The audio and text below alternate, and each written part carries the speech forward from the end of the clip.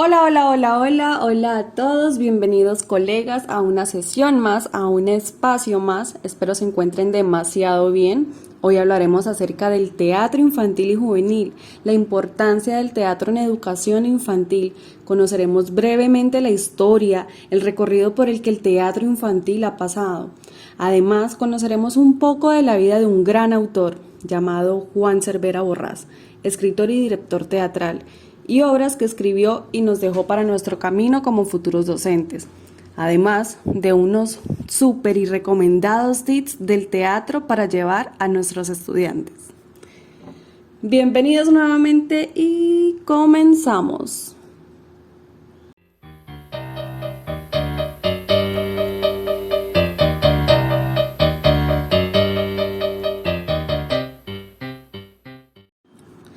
Bueno, día a día vemos cómo el interés de los niños más pequeños por el teatro aumenta considerablemente, por lo cual quedó atrás la idea de que el teatro es cosa de adultos. El público infantil, ya sea espectador y actor de obras teatrales, crece y se muestra fascinado por esta actividad lúdica y educativa, dando lugar a que el teatro, además del juego, se convierta en una de las herramientas más importantes en los procesos de enseñanza y aprendizaje.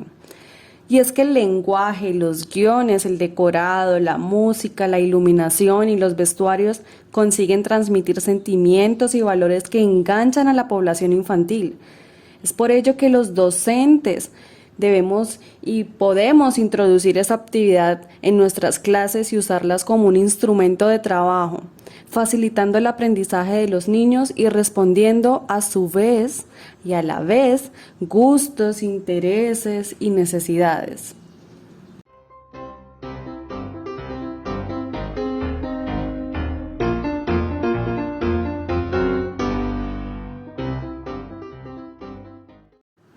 Bueno, en cuanto a la importancia del teatro en la educación infantil, el teatro en la infancia es una de las mejores formas de expresión, diversión y desarrollo. A los niños les gusta y lo pasan bien y además favorece a la evolución de cada parte de su cuerpo y mente. El teatro ayuda a los niños en la mejora del lenguaje, de la comprensión y especialmente de la expresión. Ellos amplían su vocabulario, mejoran la pronunciación, la entonación y vocalización. Permiten conocer su voz aguda, grave, fuerte y débil. Impulsa a los niños más tímidos a ir perdiendo poco a poco ese miedo a relacionarse con los demás o hablar en público y aceptarse a sí mismos, y por lo tanto se está propiciando a una buena socialización, autoestima y autonomía personal. Y no solo eso, sino que también enfatiza la cooperación y el trabajo en equipo y les hace sentir que forman parte de un grupo de iguales. La dramatización influye positivamente en la expresión corporal y gestual, en la comprensión de su cuerpo, de cada una de sus partes, como los brazos, las piernas, la cabeza, sus ojos, de sus posibilidades de acción y de sus limitaciones, y en la creatividad y originalidad de actuación, de expresión plástica y musical. Potencia el desarrollo psicomotor y el movimiento espacial, es decir, la lateralidad y desenvolvimiento con confianza y la seguridad en el medio. Es por ello que toda representación teatral da lugar a que los niños sean críticos consigo mismos y los demás, a que se sientan libres, a conocer el mundo que los rodea, con cada valor o con el tema que se trata en la representación.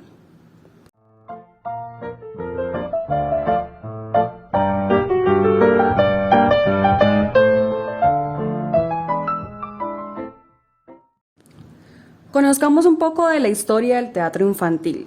Han sido a lo largo de la historia muchísimos teóricos los que han defendido la necesidad de que los pequeños participen en manifestaciones teatrales. Entre algunos de ellos destacamos al ilustre Platón, quien pensaba que los infantes desde los 3 años de edad hasta llegar a la adolescencia debían unirse a cánticos públicos acompañados de bailes. Por otra parte, Esquilo también defendió el valor de la expresión infantil, y es que lo que se pretendía en épocas pasadas era de que los niños y jóvenes se hicieran partícipes de las manifestaciones de su cultura, es decir, del folclore. En la Edad Media y en el Renacimiento destacó sobre todo el teatro de niños con títeres. En los siglos XVI y XVII se introdujo en las compañías españolas de comedia a los críos, pero serán los salesianos los que volverán a dar importancia a la didáctica que tiene la dramaturgia. En el siglo XIX y principios del siglo XX aparecieron ciertos intentos de ofrecerles el teatro a la infancia, como los conocidos hermanos Grimm, Charles Dodson, Charles Dickens, Anthony de Saint, entre otros. Pero fueron Jacinto Benavente y Eduardo Marquina quienes introdujeron un verdadero teatro para niños en España el 20 de diciembre de 1909. También el conocido Valle Inclán nos sorprendía con estupendas obras para los pequeños. Y hasta hoy en día, escritores y docentes reconocen las ventajas del teatro, no solamente para adolescentes y adultos, sino también para la infancia por los motivos educativos que hemos comentado anteriormente.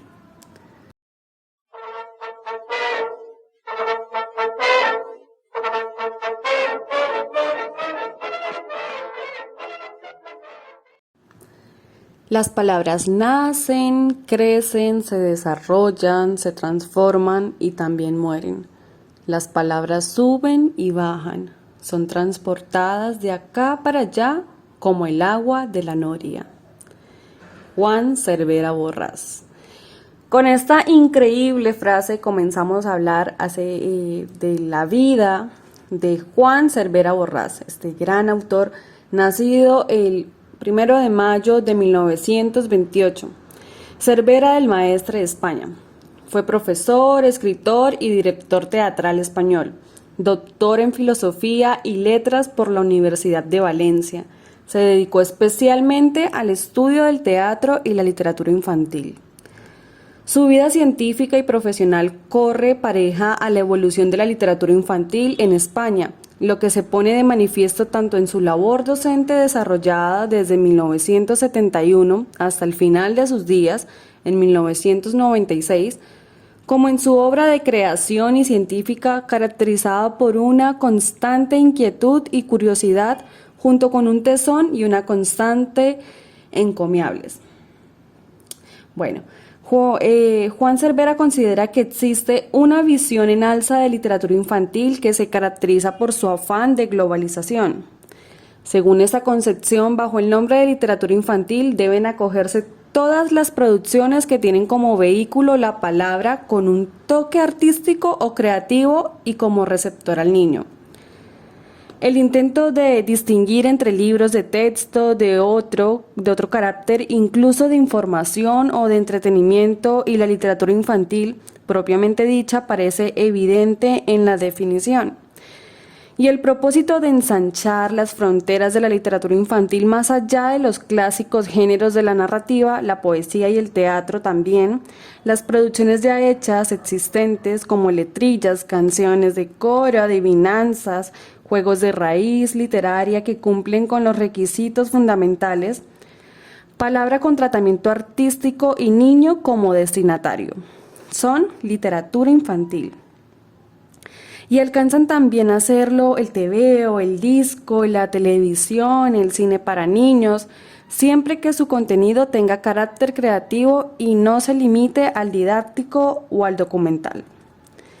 Pero además, la innovación, la creatividad reclama también la calificación de literatura infantil para actividades tales como la dramatización o el juego con expresión verbal, o sea, toda literatura infantil creada por los niños, bien sean narraciones, poemas u obras teatrales.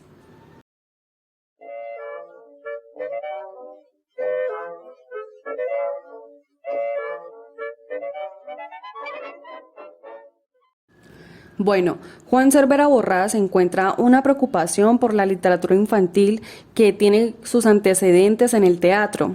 Primero fueron las intervenciones como actor cuando aún era un alumno, más tarde ya profesor de bachillerato dirigió con frecuencia grupos de teatro compuestos por estudiantes. Animado por algunos premios en certámenes juveniles de teatro, llegó a colaborar como guionista o director con el Departamento de Programas Infantiles y Juveniles de TV en programas realizados por Pilar Miró, Ricardo Acevedo o Federico Ruiz. De todas estas experiencias surgen otras iniciativas como son la publicación de la colección Bambalinas de Teatro Infantil y Juvenil, la colaboración con el Teatro Municipal Infantil de Madrid, la publicación de Teatro y Educación en colaboración con Antoni Guirao en 1972. Este libro intenta aportar al educador no solo el conocimiento de algunos aspectos técnicos del teatro, sino sobre todo su trascendencia en la educación del niño. Asimismo, el autor del espectáculo Festival de Viejos Cuentos, seleccionado y patrocinado por festivales de España, con 2 temporadas de gira por todo el país. Dentro de las obras de Juan Cervera Borrás encontramos Literatura y Lengua en la Educación Infantil, Teoría de la Literatura Infantil, El Alcaldillo y sus colegas, Pedagogía y Didáctica para Músicos, El Pobre de Castillo Roto, Cuentos de Colorín Colorón, Iniciación al Teatro, la dramatización en la escuela y Cómo practicar la dramatización con niños de 4 a 14 años.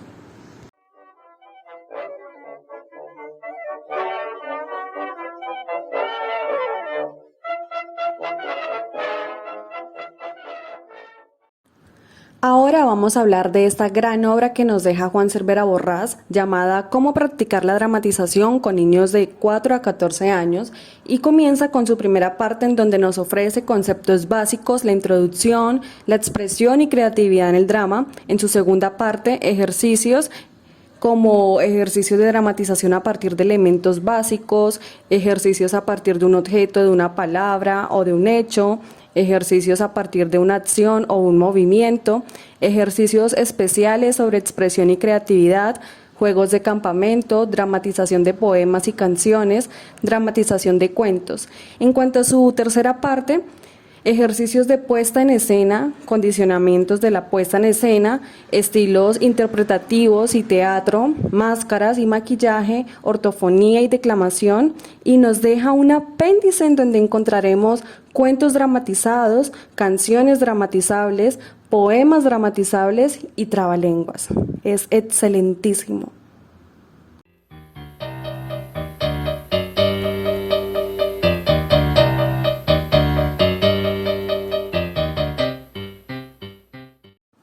Partimos desde la primera parte, comenzando con unos conceptos básicos en donde encontramos unos objetivos generales de la dramatización, dada la naturaleza de la dramatización como actividad inserta en el área de expresión dinámica. Caben atribuírsele 2 objetos fundamentales. El primero es desarrollar la expresión bajo sus más variadas formas. El segundo es potenciar la creatividad a través de los distintos tipos de expresión coordinados. La posibilidad de alcanzar estos objetivos con plenitud reclama para la dramatización un puesto en las tareas educativas, por derecho propio, puesto que ninguna actividad como ella puede desarrollar la expresión y la creatividad de forma tan singular. En efecto, los distintos tipos de expresión aparecen en la dramatización, así como en el teatro, así como en la vida, aunados y coordinados con tal interdependencia.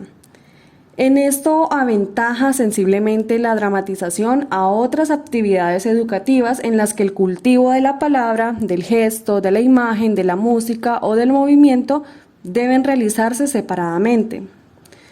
También encontramos una precisión de términos, la constante referencia expresa o tácita al teatro, siempre que hablaremos de dramatización, obliga a esclarecer algunos términos con el fin de precisar su verdadero contenido.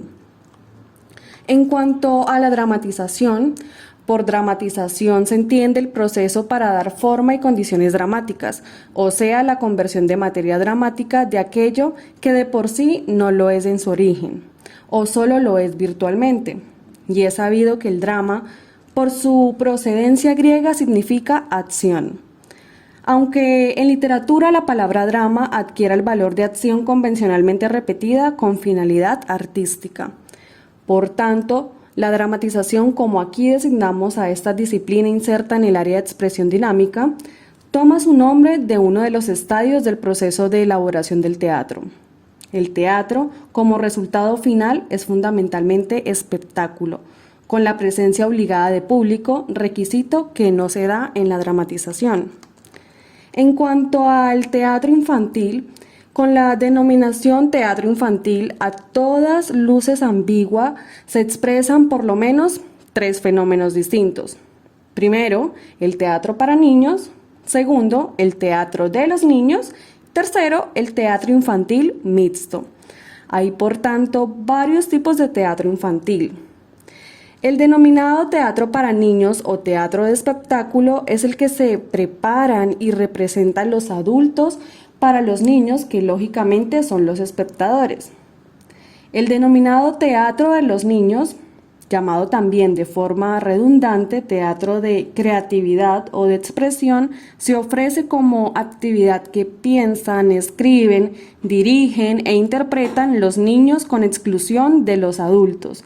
En realidad, esta actividad solo impropiamente puede llamarse teatro porque no debería tener público.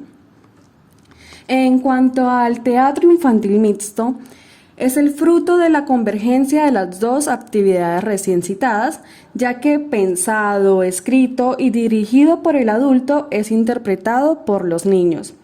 A veces se mezclan en la puesta en escena los adultos con los niños. Estas tres actividades tienen muchos puntos en común y, por supuesto, cada uno suma la posibilidad de la educación y particulares.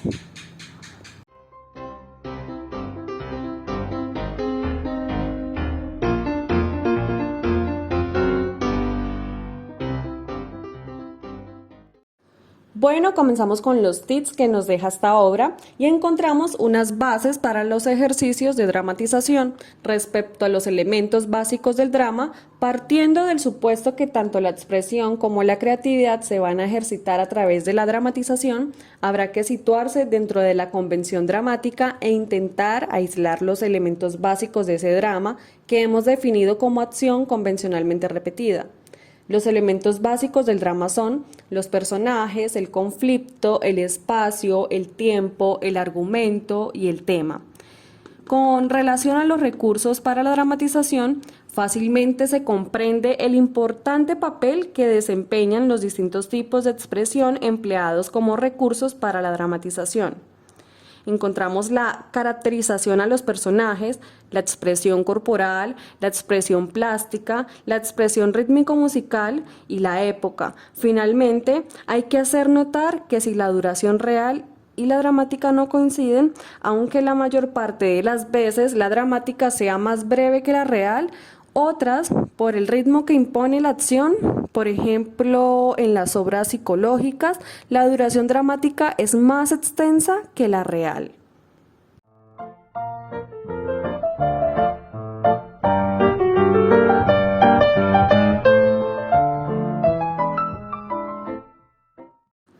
Continuaremos con la segunda parte, en donde se encuentran distintos tipos de ejercicios de dramatización, como ejercicios a partir de un objeto, de una palabra o de un hecho.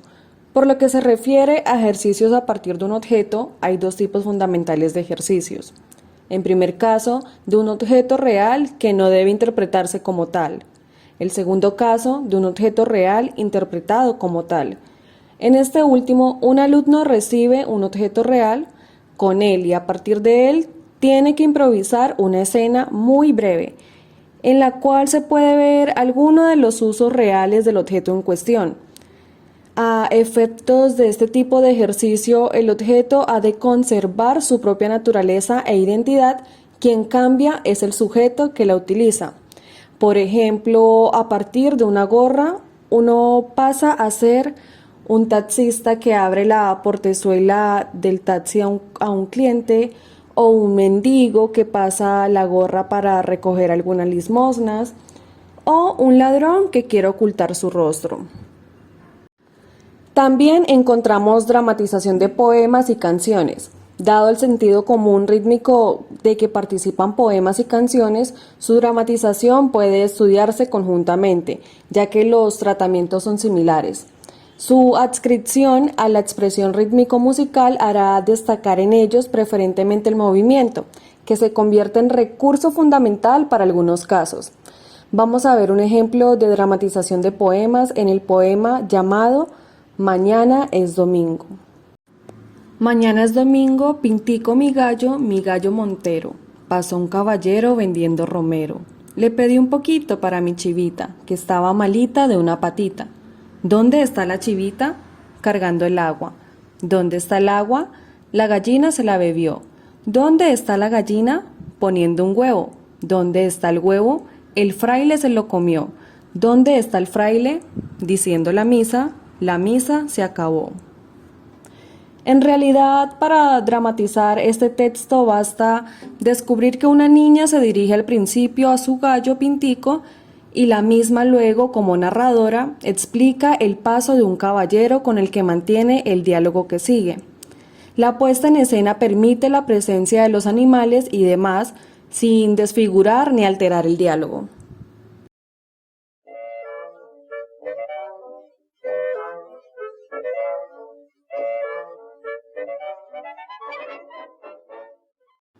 Ahora, en la tercera parte encontramos ejercicios de puesta en escena.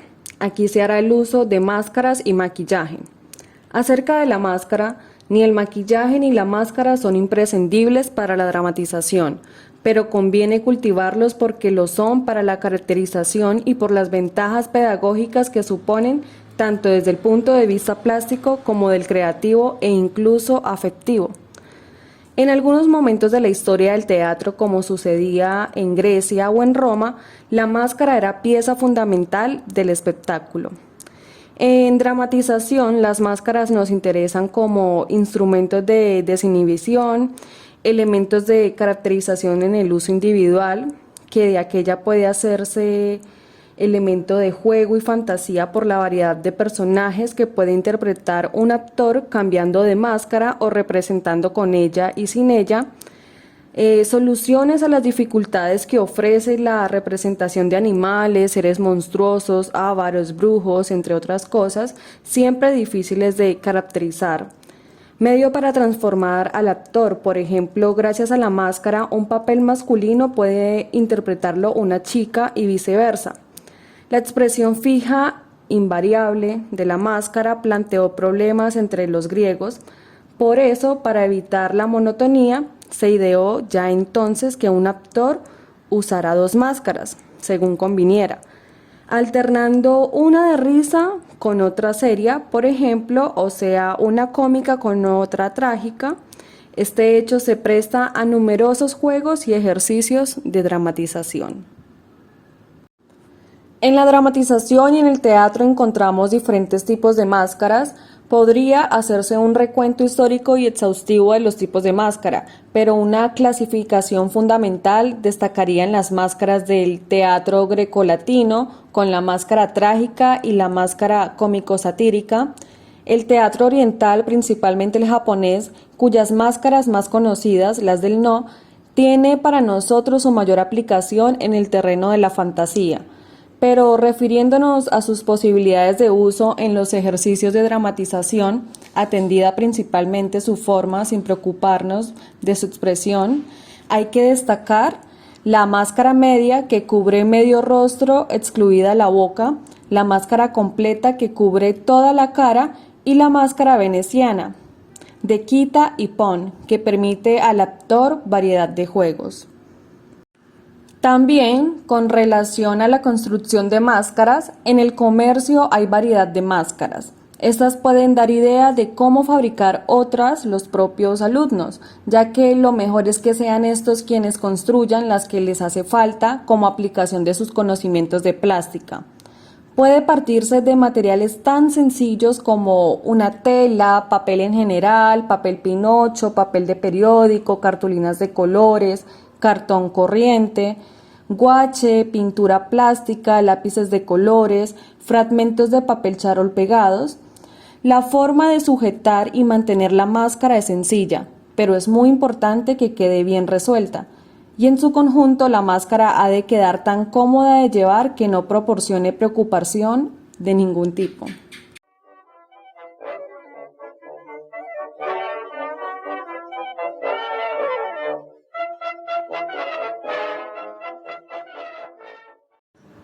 Para finalizar, Juan Cervera Borrás nos ofrece un apéndice, es decir, una colección de materiales complementarios que aparecen al final de la obra. en donde encontraremos cuentos dramatizados, canciones dramatizables, poemas dramatizables y trabalenguas. A continuación, leeré unos trabalenguas. Estaba la cabra Cabratis, subida en la peña Peñatis, vino el lobo Lobatis y le dijo a la cabra Cabratis: Cabra Cabratis, baja bajatis de la peña Peñatis. No, amigo Lobatis, que si bajo bajatis, me agarras agarratis del galgarranatis. Cabra Cabratis, no voy a agarrarte del galganarratis, porque hoy es viernes viernatis y no se puede comer carne carnatis. Bajó la cabra Cabratis de la peña Peñatis y el lobo Lobatis le agarró del galgarranatis. Amigo Lobatis, ¿no decías que hoy es viernes viernatis y no se puede comer carne carnatis? Cabra Cabratis, de la peña Peñatis contra el hambre no hay pecatis. Tengo una gallina pinta, perlinta, pelizanca, repetiblanca, con sus pollitos pintos, perlintos, pelizancos, repetiblancos. Si la gallina no fuera tan pinta, tan perlinta, pelizanca, repetiblanca, sus pollitos no serían tan pintos, perlincos, pelizancos, repetiblancos. Guerra tenía una parra, Parra tenía una perra, pero la perra de Parra rompió la parra de Guerra, y Guerra pegó con la porra a la perra de Parra. Oiga usted, compadre Guerra, ¿por qué pega usted con la porra a la perra de Parra? Porque si la perra de Parra no hubiese roto la parra de Guerra, Guerra no hubiese pegado con la porra a la perra de Parra. Algunos de estos trabalenguas pueden dar lugar a dramatizaciones. Es interesante que a partir de estos ejemplos los alumnos puedan inventar otros más. Damos cierre a nuestra sesión del día de hoy. Esperamos les haya sido grato escuchar y conocer un poco más sobre el teatro, su historia y otras consideraciones importantes para llevar a cabo a los niños y jóvenes. Hasta pronto, colegas, nos estaremos oyendo en una sesión más, en un espacio más, y hasta luego.